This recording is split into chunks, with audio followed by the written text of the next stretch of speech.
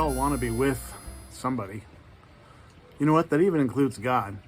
Asa was known for being the first one who tore down all of the idols, all of the Asherah poles, all of the stuff that Solomon foolishly allowed to go up. But it tells us before Asa did these things, a prophet came to visit him, a guy named Azariah. And he told him something awesome. The Lord is with you when you are with him.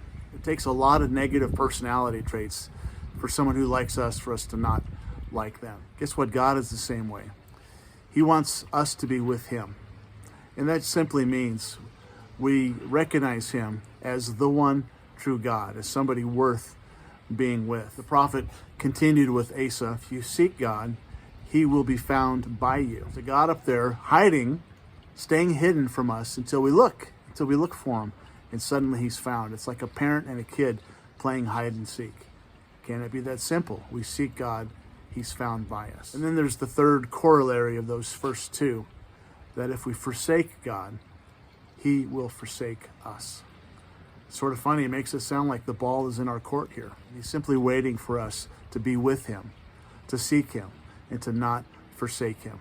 And so the upright, those desiring peace and prosperity and justice, traveled. They emigrated into his country. And the kings in the north, particularly a guy named Baasha, didn't like it. He didn't like losing his people.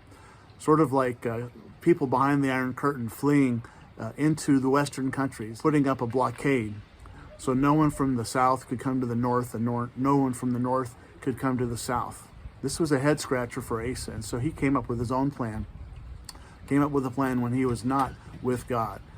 And the plan was to take a bunch of gold from the treasury, send them up to a third party, king of Aram, and ask him to attack his compatriots, his brothers in Israel, so that they would lay off of him. And it worked. Except the prophet came back and said, look, you could have, if you had just stayed with God, you would have been protected, and this problem would have been solved too. But since you weren't, things are going to go a little harder for the end of your life. Lessons learned. The more we're with God, the more he's with us. When we falter, we can always turn around and get back up again and be with God again. Are you with the God of the universe so that he will in fact be with you? Where is my strength tonight?